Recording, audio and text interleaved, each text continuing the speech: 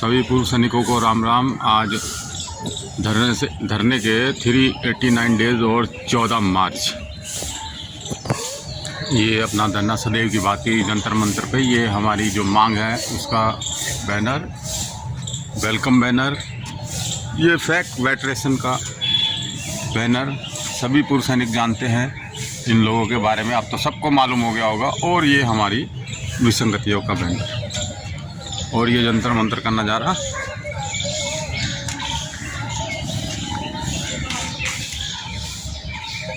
आइए मिलते हैं पूर्व सैनिक गोपाल कृष्ण जी से। Sir Ram Ram. Good morning sir, good morning. जो सभी पूर्व सैनिक देश भर में जो बैठा है, सभी पूर्व सैनिक जो अपना देश जवान के लिए मेरा धन्यवाद। और हमारा आज 389 डेज हो चुका है। हमेशा की तरह हमारा जो सांकेतिक धरना जारी है। तो ये खास बात मैं बताना चाहता हूँ, आज के दिन आज 14 तारीख है, 14 मार्च है। आज हमारा किसान मुक्ति मोर्चा द्वारा कुछ ऐलान किया है और सरकार ने उसके ऊपर क्या प्रतिक्रिया कर रहा है हमें उसके बारे में पता नहीं है। जो उनका भी आंदोलन है, लेकिन रामलीला मैदान में होंगे करके बोल रहा है। तो वो लोग गुरुद्वारा वगैरह कल रात में ही कब्जा किया हुआ है। तो ऐसे में जो जाट फौजी धर्मशाला के अंदर कल रात में पुलिस आए थे, जैसे हमें अपना दरवाज़ा खुलवा दिया, हमारा सारे कमरा वगैरह उन्होंने चेक किया, हमारा भी जो कमरा के अंदर चेक किया है। मतलब जो किसान मुक्ति मोर्चा का साथ में अगर मान लो हम भी कोई मोर्चा तो नहीं संभाल रहा है, उसके ऊपर यही था उनका डाउट। उन्होंने अपना डाउट क्लियर करने आए थे। उसके बाद उन्होंने वहाँ से मैसेज पास कर दिया, यहाँ पर सबका सैनिक संघर्ष कमेटी का ही जो टीम, उसका टीम लीडर रहता है, बाकी कोई नहीं रहता है करके उन्होंने मैसेज पास कर दिया। मैं खास तौर पर एक बात बताना चाहता हूँ। एक पूर्व सैनिक हमारा एक जो दोस्त हमसे मिलने आए थे, तो वो हमको बोल रहा है, देखो बहुत वो ज्ञान प्राप्त व्यक्ति है, वो मेरे को समझ में आया उसको बातचीत से। क्योंकि वो कह रहा है, देखो यार आप लोग जो भी आंदोलन कर रहा है, 1 साल से करो, 2 साल से करो, 10 साल करो, तो आप कितना भी साल आप करो लेकिन आपको कोई सुनने वाला नहीं है। जो कि अधिकारी के बिना हमारा देश का कोई सैनिक का कोई भी काम नहीं चलता है। तो वो बोल रहा है आप उनके साथ में चर्चा करो, सबसे पहले जाके आप अफसरों के साथ में बैठ के चर्चा करो और अफसर जो सोचेगा वही होगा। तो हम उस व्यक्ति को, उस बुद्धिजीवी व्यक्ति को ये कहना चाह रहा हूँ, ये बुद्धिजीवी व्यक्ति 1 साल पहले हमारे पास क्यों नहीं आया? क्योंकि अभी अचानक कल क्यों आ गया? पहले भी आ सकता था। हम 1 साल से ऊपर हो गया, 389 डेज हो गया, 389 डेज के बीच में कभी नहीं आया।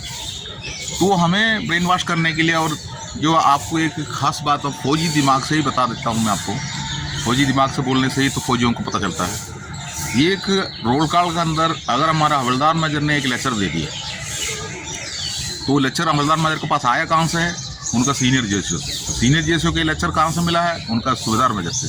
सूबेदार मेजर को ये कहाँ से मिला है? एडजटेंट से होगा, QIC से होगा, नहीं तो CO से ही होगा। तो वो जो रोल कॉल में जो वो ऑर्डर हमको पास कर रहा है, उस टाइम पर सीनियर जेसीओ पीछे खड़ा है। उसके बाद सीनियर जेसीओ उसके अंदर से कुछ दुरुस्त पकड़ लेता है, तो फिर हवलदार मेजर को बोलता है जो विश्राम करो, मतलब ब्रेक नहीं करना। मतलब ब्रेक करने के लिए उसने रिपोर्ट दे रहा होगा, रोल कॉल समाप्त है, जिनको मतलब छुट्टी करने के लिए अनुमति चाहता हूँ, तो बोलेंगे विश्राम करो मेजर। उसके बाद वही रिपीट वहाँ पर सूबेदार मेजर शुरू करेंगे। वो बोलेंगे ऐसे हुआ, ऐसे हुआ, ऐसे हुआ। उसी जैसा हमारे एक रोल कॉल परेड चल रहा करके सोच लिया हमारा मान्य व्यक्ति जो मिलने के लिए आया था।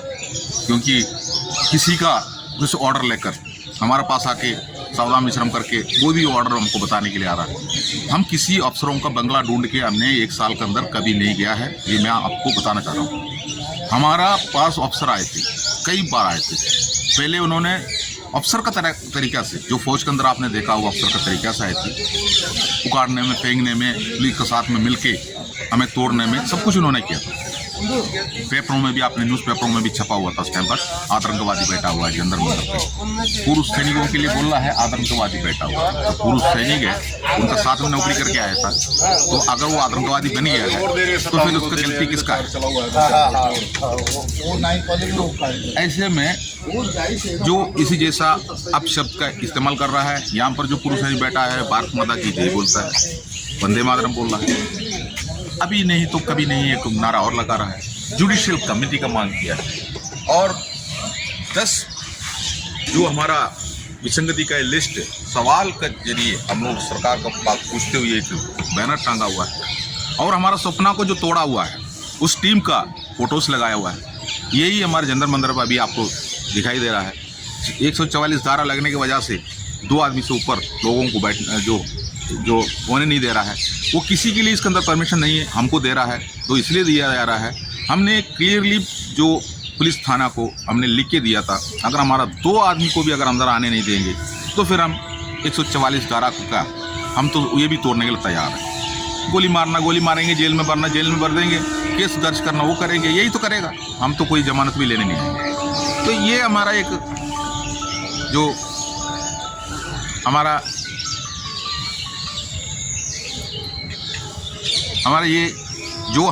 यही तो मांग है, यही हमने कर रहा है।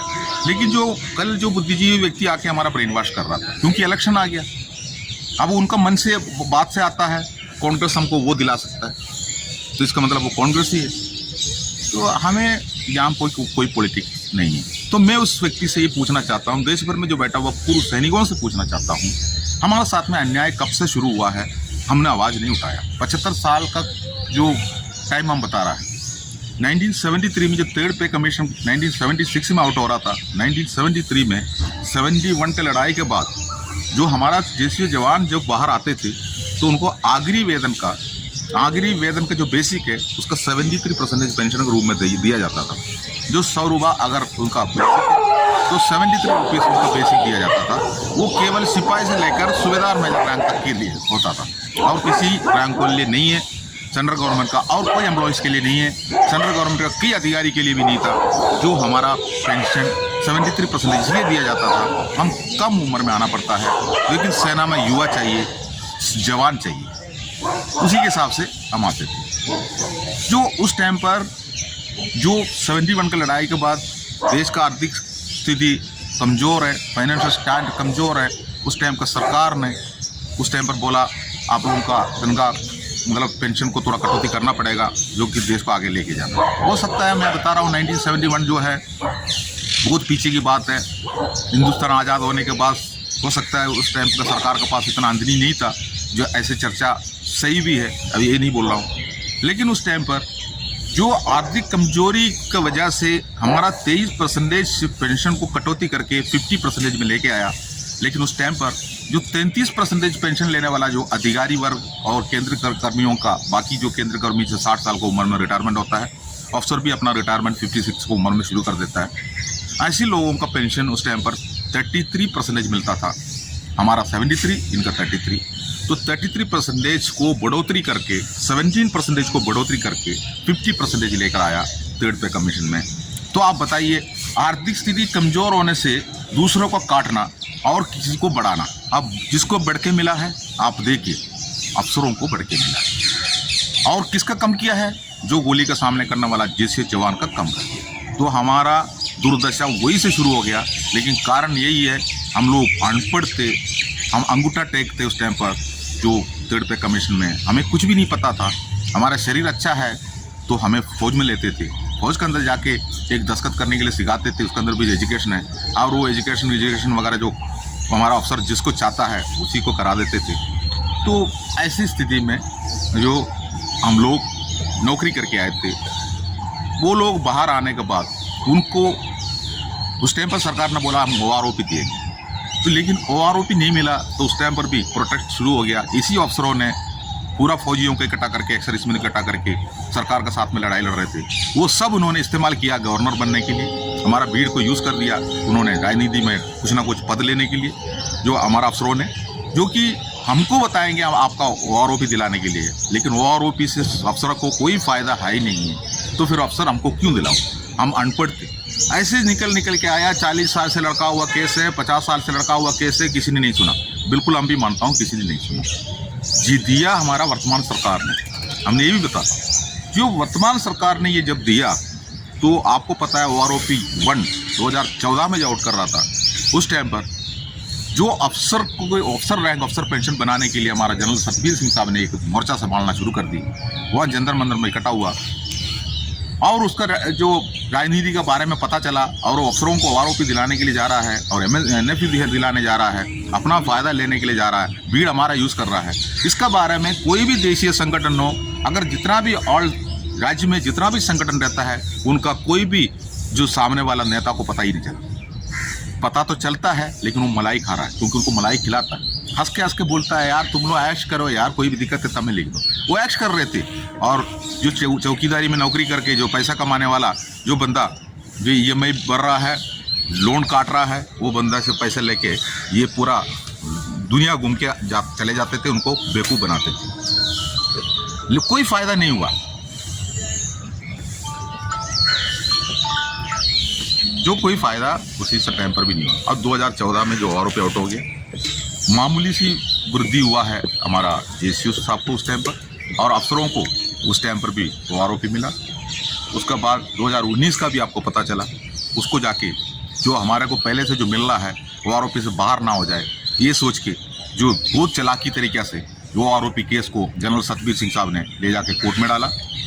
2019 में हमारा ड्यू हुआ था, नहीं मिला, आगे बढ़ के जा रहा था और हाय हाय करते गया। जो जनरल सतबीर सिंह साहब को वो कभी गार्डन में खड़ा होकर बोलते थे, पांडे साहब कैसे हो, जज साहब ने क्या पूछा आपसे, जज साहब ने वो पूछा, ये पूछा, फिर बेवकूफ़ बनाते गया। लेकिन जनरल सतबीर सिंह साहब को ये पता नहीं था हमारा देश का जो पूर्व सैनिक बहुत आगे बढ़ चुका है। वो उसी के टाइम पर, क्योंकि वो साहब भी आज डंडा का सहारा घूम रहा है, तो वो भी थर्ड्स कम्युनिकेशन फोर्स पर कमीशन वगैरह फौज का देखा होगा, तो उसी टाइम का फौज ये करके वो सोच के इसी जैसा जो पिटिशनर हमारे JCO जवान है, 13 पिटिशनर उसके अंदर 9-10 पिटिशनर तो JCO जवान को लगा कर रखा है। JCO जवान ने केस डाला करके पूरा ऑल इंडिया में सभी बैठ के सोचता है वो आरोपी के केस लड़ रहा है। लेकिन माननीय कोर्ट ने पहले ही उसको बता दिया सरकार का है, उसको खारिज कर दिया, तो उन्होंने रिव्यू पिटिशन लेके फिर गया। आपको सब पता होना चाहिए, क्योंकि हमें इस महीने का पेंशन लेके आज इस महीने का लोन जमा करना है, हमको बच्चे का फीस जमा करना है, हमें कुछ काम करना है, इस महीने का पेंशन लेके। हमारे अफसरों के लिए पेंशन से कोई काम नहीं है, ठीक है, वो तो उनको पोता पोती तक जो करके वो फौज के अंदर वो भी रहता है, तो उनको कोई दिक्कत नहीं है, दिक्कत हमको है। अब 2019 से लेकर उसको स्टॉप कर दिया, 2023 में हमको दे रहा है। 2019 से लेकर 2023 के बीच में 4-5 साल के अंदर कम से कम 5 लाख से लोग एक्स सर्विसमैन जो चला गया मरघटा में, वो निकल गया। अब उनको आरोपी तो मिला ही नहीं। अब इसी जैसा जो हमारा साथ में भेदभाव लेके आया और 2019 में जो डिले करके 5 साल तक डिले कर दिया। डिले करने के बाद अचानक एक दिन जो सरकार ने भी 3-4 बार सरकार से टाइम मांगा, हमने अभी तक डाटा तैयार नहीं किया, अभी JCO जवान का टेबल तैयार नहीं है, और टाइम मांगते रहा 3 महीना टाइम भी दे दी। दिसंबर महीने का 15 तारीख को 2023 दिसंबर 15 तारीख को जो सरकार ने आखिरी 3 महीने का टाइम और मांगा, और 2024 का मार्च महीने तक सरकार ने टाइम भी दिया। लेकिन जो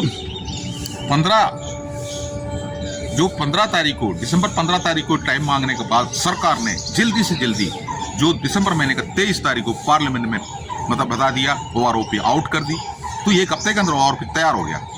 तो ये सब आपने देखा है। तो हमारे अफसरों ने क्या बोला, आप छोड़ दो, कोई दिक्कत नहीं है, हम संभालेंगे। वो संभाल लिया, उनको आरोपी मिल गया। टेबल में जाके देखो, जो अफसर को 33% तक का वो आरोपी का टेबल तैयार हो गया। यहाँ पर प्रीमेच्योर रिटायरमेंट को बाहर कर दी, यहाँ पर JCO को बाहर कर दी, और मामूली से वृद्धि कर दिया। जो सिपाही से लेकर हवलदार तक काफ़ी विसंगतियाँ इसके अंदर लेकर आया। फिटमेंट फैक्ट उसके बाद जो लेकर आया, जो पे कमीशन फिटमेंट फैक्ट को लेकर आके उन्होंने अफसरों के लिए जो लाभ और ले ली, और MSP जो हमारे लिए जो लागू है उसको लेके जाके उन्होंने कोर्ट में डाल के जो बल्ले वाला के पास दे दिया, और अफसरों के लिए बल्ले चलते जा रहा है। ये सब आपने देखा है। अब कल जो आके मेरे पास माइंड वॉश करके हुआ उस व्यक्ति को मैं कहना चाहता हूँ, आपको क्या मिला, हमारा टीम को क्या मिला। इसलिए मैं सभी से ये कहना चाह रहा हूँ, जंतर मंतर पर अगर आता है तो हमारा माइंड वॉश करने के लिए, या हमें कहीं किसी का बात सुन के किसी का ऑर्डर लेकर हमारा को माइंड वॉश करने के लिए, हमारा माइंड वॉश करके ठीक करने के लिए मत आओ।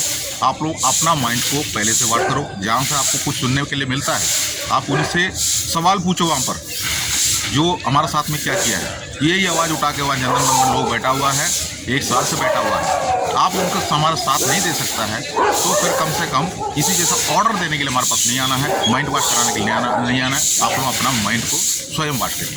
जय हिंद।